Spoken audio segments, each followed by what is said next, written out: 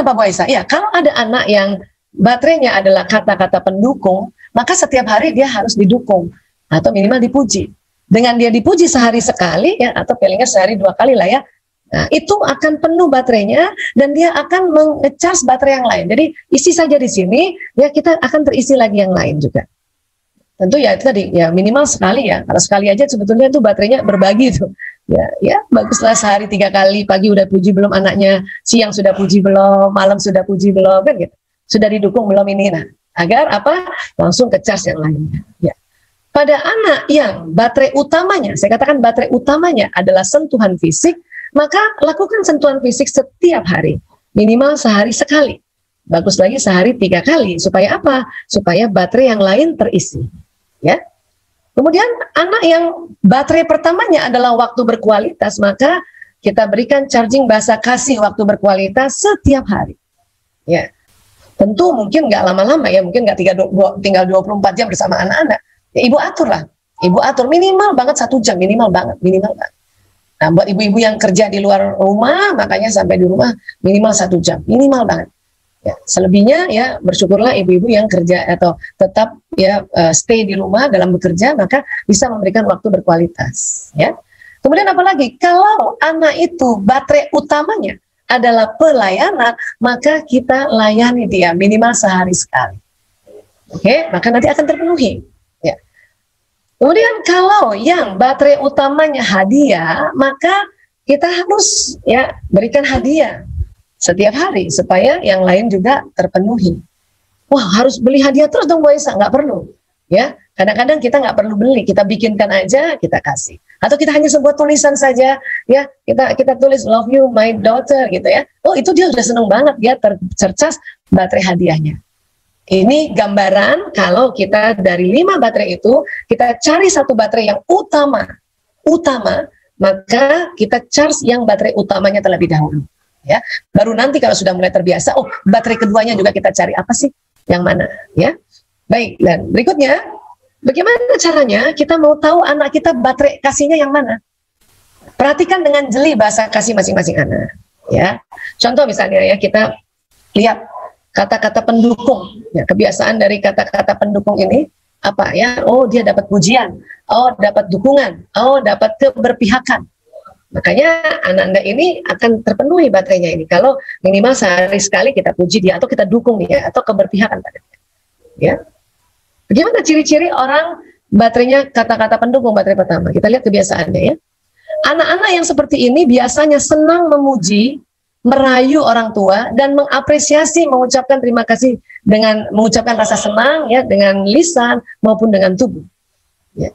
Jadi kalau ada orang anak yang suka muji dirinya ya, bunda aku hebat nggak bunda, ya hebat aku ya, ganteng aku, itu bisa jadi anak ini baterai pertamanya adalah kata-kata pendukung. Atau dia selalu misalnya ya sering banget dia muji bunda, bunda keren banget ya, Abi keren banget, ayah cakep banget, itu sering dia lakukan. Bisa jadi dia baterai kasihnya adalah kata-kata pendukung. Dan kita harus respon ya pujian dia dengan sangat baik, dan juga kita beri lagi balasan pujian padanya. Oke? Ya, atau anak yang kalau dikasih sesuatu dengan cepat dibilang terima kasih, itu juga salah satu ciri. Karena ada anak yang waktu dikasih terus dia mau bilang terima kasih kan malu-malu, nanti orang tuanya ayo dong bilang terima kasih dong sama Bude, terima kasih dong sama Bu Isa misalnya gitu ya. Nah itu biasanya anak yang bukan jenis yang baterai kasih kata-kata pendukung. Tapi kalau ada anak baru dikasih alhamdulillah, misalnya kalau udah agak gedean ya, terima kasih Bu Isa misalnya, terima kasih Bude, terima kasih Bule misalnya gitu ya. Itu biasanya anak yang baterai kasihnya kata-kata pendukung. Karena dari dia sendiri keluar itu, bahasa kasihnya keluar, itu menandakan dia sayang sama kita yang memberikan ini. Ya, oke. Baik, sekarang kita lihat lagi. Ya, contoh kata-kata pendukung itu apa sih, Bu Aisyah? Ya, kata-kata yang mensupport, kata-kata yang memuji gitu. Ya, alhamdulillah, kamu rajin sekali. Kamu sholatnya cepat, atau kamu sholat segera setelah azan. Boleh juga kita puji fisiknya. Nak, kamu cantik deh. Ya, oh tuh, ibu setuju dengan ucapanmu. Setuju. Anak saya Mas Lanang itu karena dia udah ngomong, wah ibu setuju nak, betul banget. Itu dia senang banget itu. Baterainya kayaknya kecas lagi. Apalagi ibu setuju nak, ya, kamu hebat banget. Kamu kok bisa mikir kayak gitu? Wah, mantap. Ya, nah ini contoh-contoh kata support. ya kata-kata pendukung, bisa pujian, bisa keberpihakan, bisa juga supporting, ya. Baik. Kemudian kalau ada anak baterainya kata-kata pendukung, tapi jarang dicas, apa yang dia lakukan? Maka bahasa kasihnya terbalik, ya. Suka mengejek dan menjelekkan orang lain. Orang tua harus jeli terhadap anak-anak yang mengungkapkan bahasa kasih cintanya dengan cara yang berbeda, bahkan terbalik, ya. Jadi dia ngejek dan menjelekkan orang lain atau adiknya atau siapa aja. Itu berarti ya baterai kasih kata-kata pendukungnya udah mulai lowbat. Apa yang menyebabkan anak kayak gini? Apa yang menyebabkan? Ya, karena kebiasaan buruk orang tua yang sering melakukan jalan pintas dan cepat, yaitu memarahi anak. Nah, ini hati-hati. Ya, padahal sangat jelas mereka ingin sekali mendapat pujian dan dukungan. Jadi kalau kita perhatikan anak-anak, ya oh dia, ya baterai kasihnya kayaknya kata-kata pendukung nih. Dia senang banget muji kita, senang banget muji dirinya. Seperti itu. Oke? Ya, baik. Terus gimana? Apakah anak yang ngejek orang lain atau ngejek adiknya kita biarkan? Tentu kita ya nasihati. Tapi cara menasihatinya adalah ya orang tua perlu memberitahukan bahwa mengejek dan menjelekkan orang lain itu tidak baik. Namun menyampaikan nasihat tersebut dengan terlebih dahulu memberikan kata-kata pendukung yang mendukung pada anak tersebut. Ya, karena kita kan selama ini kalau ada kakak jelekin adiknya, jelek-jelek, terus kita kan ribut, kakak nggak boleh gitu dong, masa ngeledekin adik. Nah, itu buat anak yang baterai kasihnya kata-kata pendukung, waktu dia ngejek adiknya atau menjelekkan adiknya, terus kita tambah marah, itu baterainya tambah lobet, baterainya tambah kosong. Maka dia akan terjadi penyimpangan nanti. Ya, tambah kacau dia punya perilaku. Jadi gimana ya? Udah kita puji dulu. Ya, Andi, ayah sayang sama kamu anak laki-laki yang baik. Ya, kayak gitulah kira-kira. Ayah senang kalau kamu menyayangi adik, ya. Ayah sedih kalau kamu ngejek adikmu, ya. Nah, jadi dipuji dulu, di-charge dulu baterainya. Baru kita minta nasihat atau kita kasih nasihat. Ya. Karena baterainya udah penuh, maka nasihat itu dia akan ikuti. Dibanding kita marahin, kita pukul apalagi, tambah lobet, itu hancur baterainya. Ya. Baik, berikutnya, ya, ini tentang kata-kata pendukung. Ya, berikutnya adalah kita lihat lagi, ya, tentang baterai kasih yang baterai utamanya adalah sentuhan fisik. Ya. Sentuhan fisik adalah apapun yang menunjukkan rasa kasihnya dengan sentuhan. Ya. Apa ciri-cirinya Bu Aisyah? Nah, kita lihat ciri-cirinya ya. Kebiasaan anak ini ya adalah ya anak ini menunjukkan ya dengan sering memeluk dan mencium, mencolek orang tua, kakak atau adiknya atau keluarga lain. Ya, dia yang duluan peluk bundanya. Kalau ada orang lain dia yang duluan maju salaman, dia yang maju duluan peluk dari belakang dan sebagainya. Kalau abinya datang, abinya yang langsung dipeluk. Ini, ya, ini kemungkinan besar. Saya katakan kemungkinan karena kita masih mengobserv dulu ya. Anak ini bahasa kasihnya adalah sentuhan fisik. Ya, baik. Terus apa contoh sentuhan fisik, Waisa? Ya, jadi anak-anak yang senang menyentuh kita, dia ingin juga disentuh fisiknya. Dia ingin juga kita merespon sentuhan fisik itu dengan sesuatu yang bikin gembira. Bukan di sana, bukan gitu. Karena banyak orang tua yang anaknya yang peluk, dia sana, gerak, gitu. Dan dia juga inginkan dipeluk, inginkan dicolek ke pipinya, atau dirangkul, diusap rambutnya, dicium, dan sebagainya. Apapun itu yang sentuhan fisik. Ya, nah ini. Kemudian kalau ada anak, baterai pertamanya sentuhan fisik, tapi jarang disentuh, jarang dipeluk, jarang diujuk-ujuk kepalanya itu, apa yang terjadi? Dia memberikan bahasa kasih yang terbalik. Suka mencubit, menggigit, memukul. Ya, biasanya akan dilakukan ke adiknya atau kakaknya. Dan saat di luar rumah bisa jadi kepada temannya. Ya, jadi kalau ada anak suka cubit, suka pukul, itu bisa jadi baterainya itu ya sentuhan fisik. Cuman karena dia nggak tahu gimana mengutarakan, apalagi anak laki, ya malah dia udah berbulan-bulan mungkin nggak dipeluk oleh orang tuanya, wah dicubit aja tuh temannya atau adiknya. Ya, ini yang terjadi. Oke. Terus gimana cara menasihatinya? Cara menasihatinya tentu karena kita tahu dia ya watak ya yang membuat bahasa kasihnya adalah sentuhan fisik, maka ya jika anak suka memukul adik atau temannya, katakanlah bahwa Anda tidak suka jika ia memukul temannya atau adiknya. Ya, katakan hal tersebut sambil merangkul atau mengusap-usap kepalanya, ini akan membuat kebutuhan psikologisnya terpenuhi. Jadi diusap-usap, dirangkul, baru kita kasih nasihat. Ya, karena kalau dia misalnya cubit-cubit adiknya, ya, terus kita marahin, kakak gimana sih adik kok dicubit, tambah dimarah kan?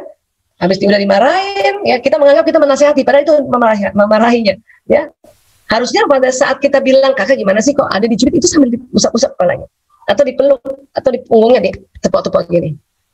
Memang agak sulit, kenapa? Karena kalau kita lagi marah, kita rasanya males touching. Tapi kalau kita yang bahasa kasih utamanya bukan sentuhan fisik, ya, nah ini. Jadi ini yang kalau anak, ciri-ciri anak yang baterai pertamanya di-charge dengan bahasa kasih sentuhan fisik. Ya, berikutnya next. Waktu berkualitas. Ya, waktu berkualitas bersama. Jadi anak ini senang ditemani untuk mengerjakan sesuatu. Ya. Nanti kita lihat, apa emang ada anak kayak gitu, Bos? Iya ada. Kita lihat kebiasaannya ya.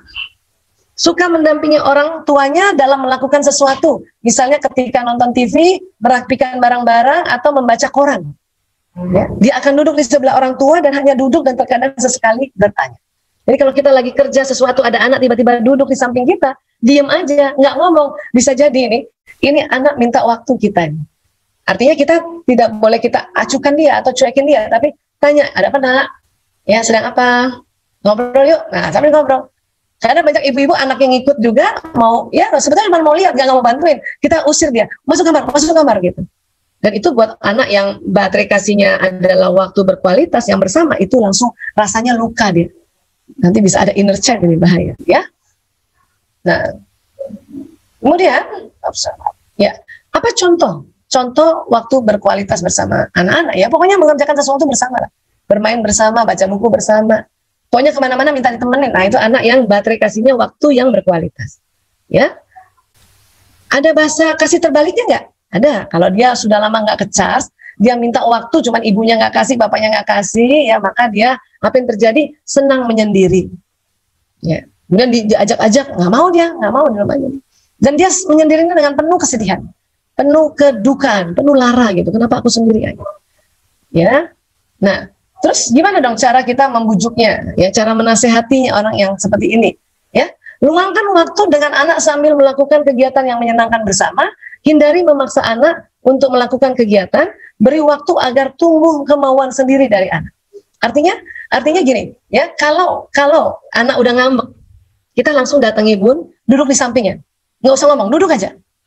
Nanti 10 menit pertama, 15 menit, 20 menit, 30 menit, anak langsung rasa ini kenapa bundanya atau abinya duduk di sampingnya nih, dan nggak ngomong.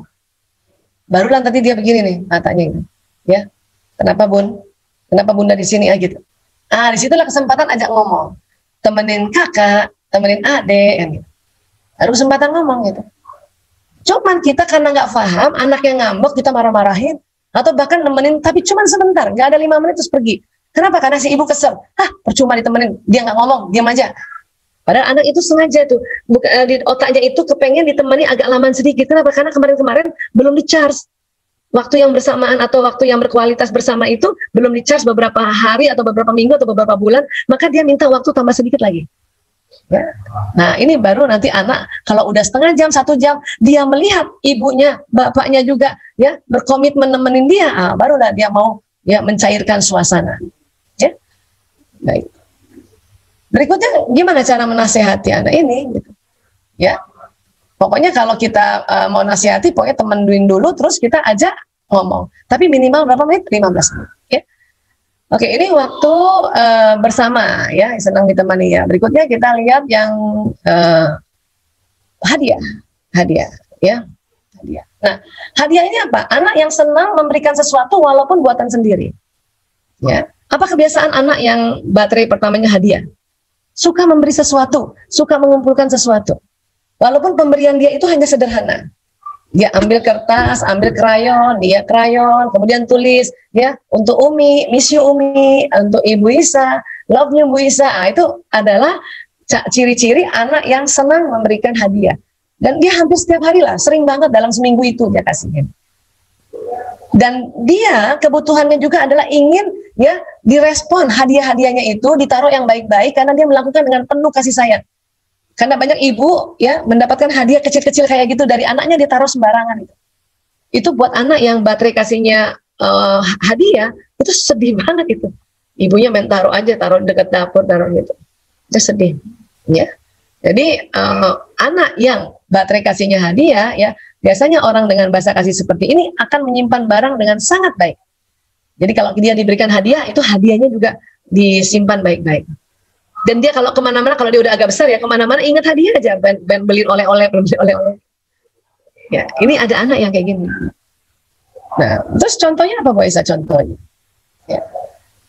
Hadiah, kasih hadiahnya apa? Ya hadiah walaupun hanya kecil-kecil, makanan dibuat, minuman dibuat, sampai hadiah yang memang dia senangi, atau baju kah, atau apa, atau misalnya ya hadiah yang lebih besar lagi, alat musik kah, atau apa. Pokoknya hadiah-hadiah yang tentunya kalau setiap hari itu sebisa mungkin yang buatan sendiri, bikin gitu. Atau misalnya ibu dalam sebulan itu ada pergi keluar, karena kan setiap hari sekarang kita nggak boleh sembarangan keluar kayak sebelum pandemi ya. Pas keluar ibu bawain apa kek, misalnya coklat sedikit kah, es krim, pokoknya kayak gitulah. Itu hadiah, ya. Nah, apa yang terjadi kalau ada anak yang baterai kasihnya hadiah terus jarang di-charge? Nah, bahasa kasihnya terbalik.